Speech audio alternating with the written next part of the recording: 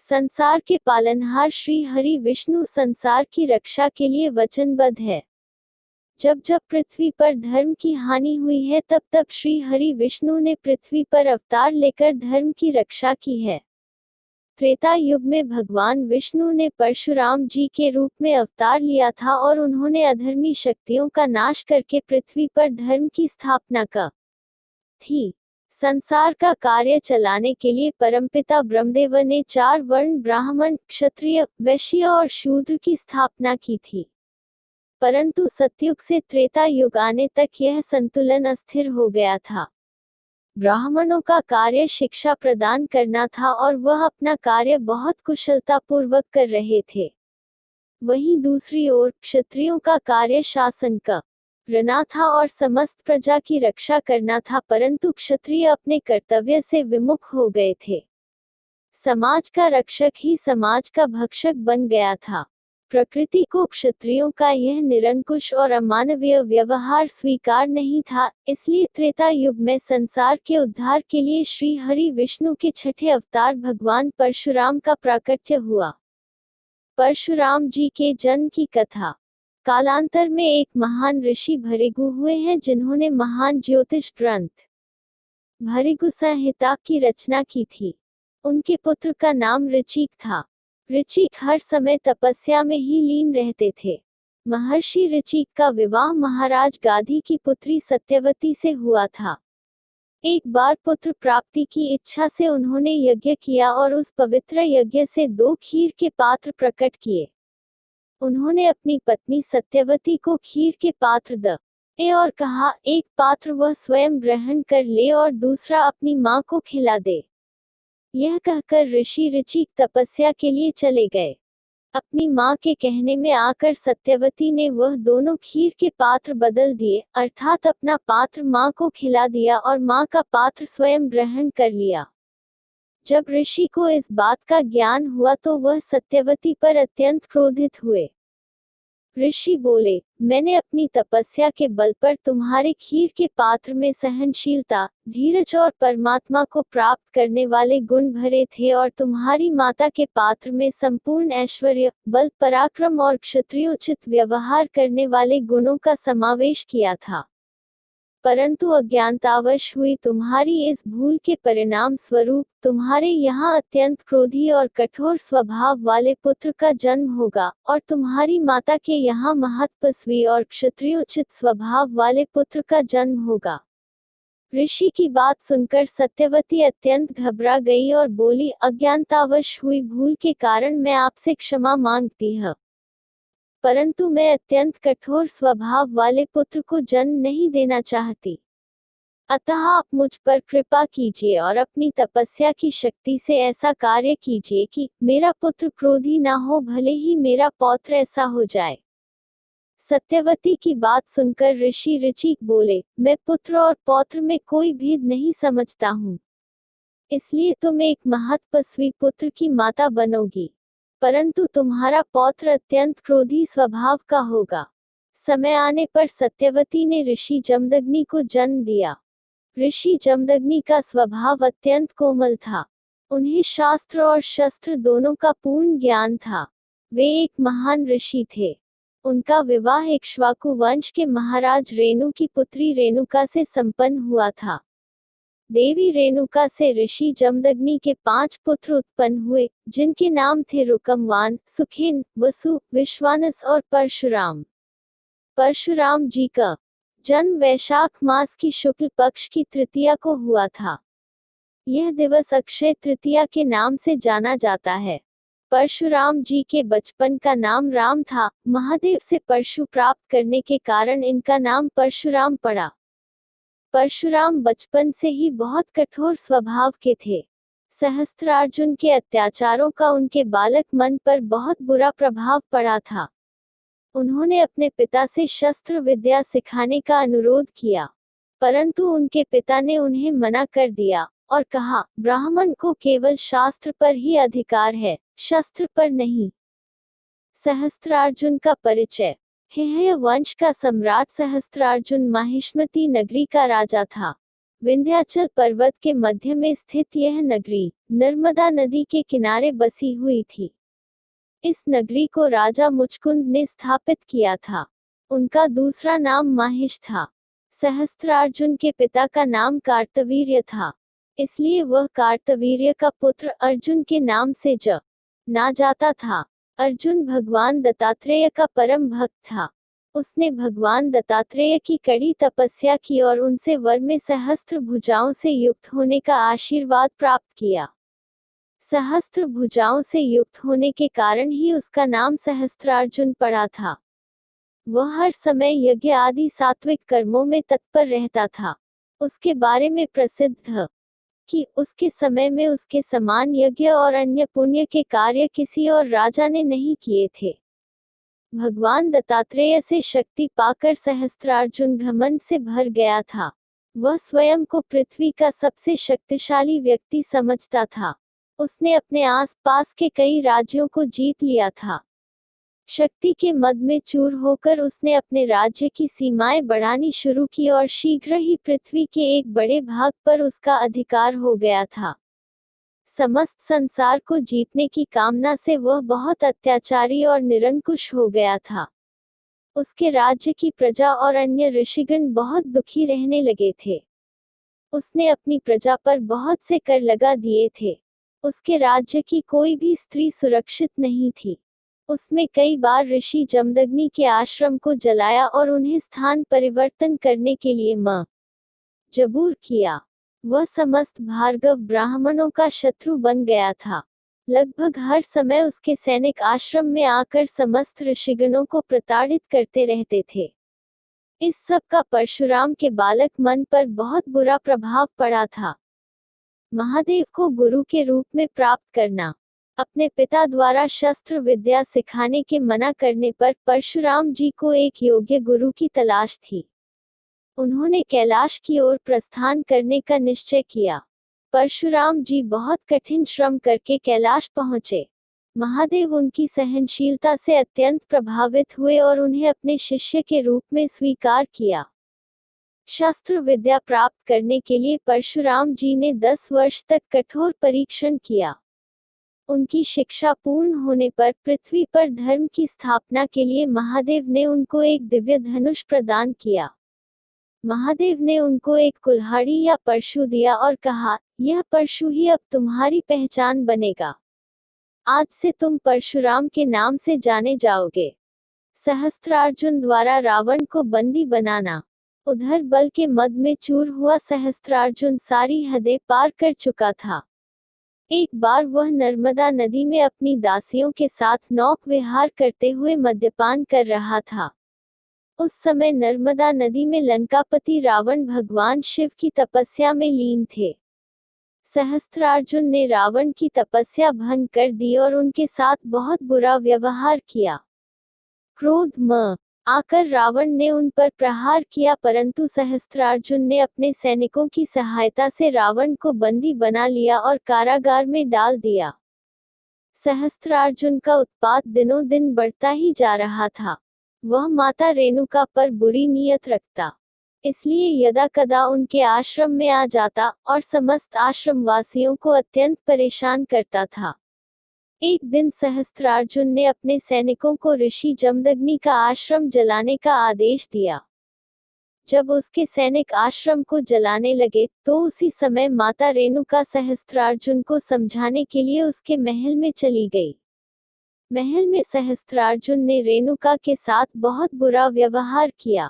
उसने देवी रेणुका पर बल का प्रयोग किया, परंतु देवी रेणुका ने एक खड्ग उठा ली और उस पर प्रहार कर दिया। देवी रेणुका किसी तरह से सहस्त्रार्जुन के महल से निकलकर आश्रम में पहुंची। उन्हें आश्रम में पहुंचने में थोड़ा विलंब हो गया था। उन्हें देखकर ऋषि जमदग्नि कुपित हो गए और रोष से भर गए। ऋषि के मन में तरह तरह के बुरे विचार आने लगे। नियति की प्रबल इच्छा से एक महान ऋषि भी एक आम व्यक्ति की भांति विचार करने लगे। ऋषि जमदग्नि ने अपने चारों पुत्रों को उनकी माता का वध करने की आज्ञा दी। ऋषि पुत्र बोले, अपनी माता का वध करना एक जघन्य अपराध है। इसलिए वह उनकी आज्ञा का पालन नहीं करेंगे। परशुराम द्वारा मां का सर धड़ से अलग करना। उधर परशुराम जी अपनी शिक्षा पूर्ण करके ऋषि जमदग्नि के आश्रम में पहुंचे। वह अपने पिता से बहुत स्नेहपूर्वक मिले। ऋषि जमदग्नि ने परशुराम से अपना एक कार्य पूर्ण करने के लिए वचन मांगा। परशुराम जी बोले, मैं आपको वचन देता हूँ, आप जो भी कार्य मुझे करने को कहेंगे उसे मैं अवश्य पूर्ण करूंगा। परशुराम जी आश्रम में अपनी माता से बहुत प्रेम पूर्वक मिले। उसी क्षण उनके पिता जमदग्नि ने आज्ञा दी कि वह अपनी माता का वध कर दे। पिता के मुख से ऐसे वाक्य सुनकर परशुराम जी की आंखों से अश्रुधारा बह निकली। वे बहुत असहाय हो गए थे और अपने पिता की आज्ञा का पालन करते हुए उन्होंने अपने दिव्य परशु से अपनी मां का सर धड़ से अलग कर दिया। अपनी माता की हत्या करने के बाद परशुराम जी अत्यंत विलाप करने लगे। परशुराम जी के इस कार्य से उनके पिता ऋषि जमदग्नि अत्यंत प्रसन्न हुए और उन्हें वर मांगने को कहा। परशुराम जी बोले, आप अपनी तपस्या की शक्ति से माता को पुनर्जीवित कर दीजिए। ऋषि जमदग्नि ने अपनी तपस्या की शक्ति से देवी रेणुका को पुनः जीवित कर दिया। रावण को मुक्त कराना। सहस्त्रार्जुन के बंदीगृह में लंकापति रावण बहुत दयनीय जीवन व्यतीत कर रहे थे। वे लगातार महादेव का ध्यान करते और सोचते थे कि अवश्य ही उनसे कोई भारी त्रुटि हो गई है। उन्होंने मन ही मन महादेव से अपनी गलती के लिए क्षमा मांगी।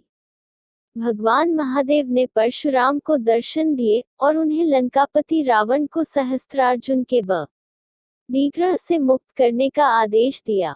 महादेव की आज्ञा का पालन करते हुए परशुराम जी ने रावण को सहस्त्रार्जुन के बंदीगृह से मुक्त किया।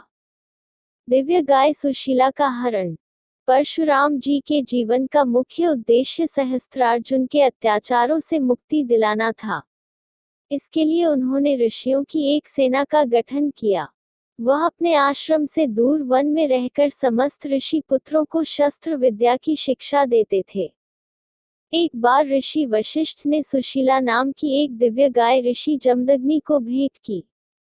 उनके साथ ऋषि प्रियव्रत की पुत्री अनामिका भी थी। अनामिका और सुशीला ऋषि जमदग्नि के आश्रम में ही रहने लगी। जब सहस्त्रार्जुन को यह ज्ञात हुआ कि जमदग्नि के पास एक दिव्य गाय है, तो वह उसे लेने के लिए उनके आश्रम में पहुंचा। ऋषि जमदग्नि को घायल करके सहस्त्रार्जुन सुशीला गाय को लेकर अपने महल में चला गया।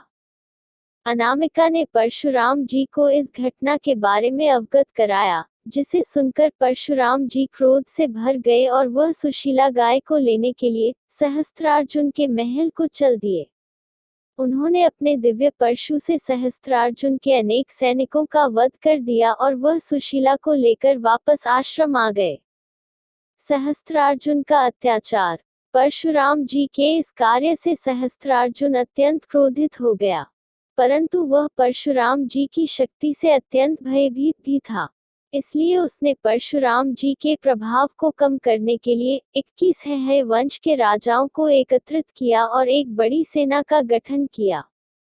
सहस्त्रार्जुन के पुत्रों ने ऋषि जमदग्नि के आश्रम में जाकर उनकी हत्या कर दी और अनामिका का अपहरण करने का प्रयास किया। उनसे अपने बचने का कोई उपाय न जानकर अनामिका ने स्वयं का ही वध कर दिया। जब परशुराम जी आश्रम आए तो उनकी माता ने 21 बार अपनी छाती पीटकर उनके सामने विलाप किया। परशुराम जी बोले, जब तक वह 21 बार है वंश के क्षत्रियों का नाश नहीं कर देंगे, तब तक वह चैन से नहीं बैठेंगे। अत्यंत विलाप करने के कारण उनकी माता की भी मृत्यु हो गई। तब परशुराम जी ने प्रतिज्ञा की, वह है वंश के क्षत्रियों का रक्त का एक कुंड बनाएंगे और उस कुंड के रक्त से अपने माता पिता का तर्पण करेंगे। सहस्त्रार्जुन वध। परशुराम जी ने सहस्त्रार्जुन की विशाल सेना को युद्ध की चुनौती दी। उन्होंने अपने दिव्य परशु से सहस्त्रार्जुन की सहस्त्र भुजाओं को काट दिया और उसका वध कर दिया। फिर परशुराम जी ने उसके पुत्रों के सहित ही उसकी समस्त सेना का संहार कर दिया। इसके उपरांत उन्होंने 21 राजाओं का उनकी सेना के सहित एक एक करके संहार कर दिया। इस प्रकार उन्होंने 21 बार हैहय वंश के क्षत्रिय राजाओं का संहार किया और उनके रक्त से एक कुंड का निर्माण किया। उस कुंड के रक्त से ही उन्होंने अपने माता पिता का तर्पण किया। जनक को शिव धनुष प्रदान करना। इसके उपरांत परशुराम जी महादेव के दर्शन करने के लिए कैलाश को गए। महादेव ने उन्हें शस्त्र त्यागने की आज्ञा दी। महादेव ने परशुराम से कहा, वह अपना दिव्य धनुष लंकापति रावण को या उनके प्रिय भक्त राजा जनक में से किसी एक को दे दे। परशुराम जी ने वह दिव्य धनुष राजा जनक को प्रदान किया। महेंद्रगिरी पर्वत पर वास करना। समस्त पृथ्वी ऋषि कश्यप को दान करने के उपरांत परशुराम जी महेंद्रगिरी पर्वत पर तपस्या के लिए चले गए। अनगिनत व्यक्तियों का वध करने के कारण उनके मन में बड़ा भारी बोझ था, इसलिए उनका मन तपस्या में नहीं लगता था। वह भगवान दत्तात्रेय की शरण में गए और भगवान दत्तात्रेय ने ही उन्हें परम तत्व का दर्शन कराया। परशुराम जी से संबंधित अन्य प्रसंग। भगवान परशुराम पुनः महेंद्रगिरी पर्वत पर जाकर तपस्या में लीन हो गए। जब भगवान राम ने शिव का धनुष तोड़ा तो परशुराम जी राजा जनक की राज्यसभा में गए और उन्होंने वहां भगवान राम के स्वरूप को पहचाना और उन्हें अनेक आशीर्वाद दिए। महाभारत काल में भी परशुराम जी ने भीष्म, द्रोणाचार्य और कर्ण को शस्त्र विद्या की शिक्षा दी थी। भीष्म पितामह से उनका युद्ध सर्वविदित है। जब देवी अम्बा को न्याय दिलाने के लिए उन्होंने भीष्म पितामह से युद्ध किया था, देवताओं ने आकर उनके बीच का यह युद्ध समाप्त करवाया था। भगवान परशुराम ने श्री कृष्ण और बलराम की भी सहायता की थी और उन्हें करवीरपुर की जगह गोमंतक पर्वत पर जरासंध की अनेक राजाओं से गठित एक बड़ी सेना से युद्ध करने की सलाह दी थी। वहीं पर भगवान परशुराम ने देवताओं की सहायता से भगवान श्री कृष्ण को उनकी कोमोद की गदा और सुदर्शन चक्र प्रदान किया था। अपनी माता के वध की आत्मग्लानि से मुक्ति के लिए परशुराम जी ने संपूर्ण आर्यावर्त के तीर्थ स्थानों के दर्शन किए। जब उन्होंने पूर्वी आर्यावर्त के एक दिव्य कुंड में स्नान किया तो उन्हें अपार शांति का अनुभव हुआ। यह दिव्य कुंड अरुणाचल प्रदेश के लोहित जिले में कमलांग रिजर्व वन में स्थित है। यह कुंड परशुराम कुंड का नाम से जाना जाता है। यहाँ मकर संक्रांति को बहुत बड़ा मेला लगता है। परशुराम जी के कारण ही श्री गणेश एकदंत कहलाते हैं। कथा है कि एक बार परशुराम जी महादेव के दर्शन के लिए कैलाश गए। उस समय महादेव तपस्या में लीन थे, इसलिए श्री गणेश ने परशुराम जी को उनसे मिलने से मना कर दिया। तब गणेश जी और परशुराम जी के मध्य भयानक युद्ध शुरू हो गया। क्रोध में आकर उन्होंने अपने परशु से श्री गणेश पर प्रहार किया। उनके परशु के प्रहार से गणेश जी का एक दांत टूट गया, इसलिए गणेश जी एकदंत कहे जाते हैं। परशुराम जी को भगवान विष्णु का आवेश अवतार कहा जाता है। पुराणों में परशुराम जी के संदर्भ में अनेक प्रसंगों का वर्णन आता है, जिससे स्पष्ट होता है कि वह हर युग में विद्यमान है। उनका जन्म मध्य प्रदेश के इंदौर में स्थित जंपवे पर्वत माना जाता है। परशुराम जी अमर है, वह आज भी महेंद्रगिरी पर्वत पर तपस्या में न है। महेंद्र पर्वत उड़ीसा राज्य के गजपति जिले के परालाखेमुडी नामक स्थान पर स्थित है। इति श्रीन। ऐसी और रोचक कहानियों के लिए हमारे चैनल को सब्सक्राइब करें और वीडियो लाइक करना ना भूलें। धन्यवाद।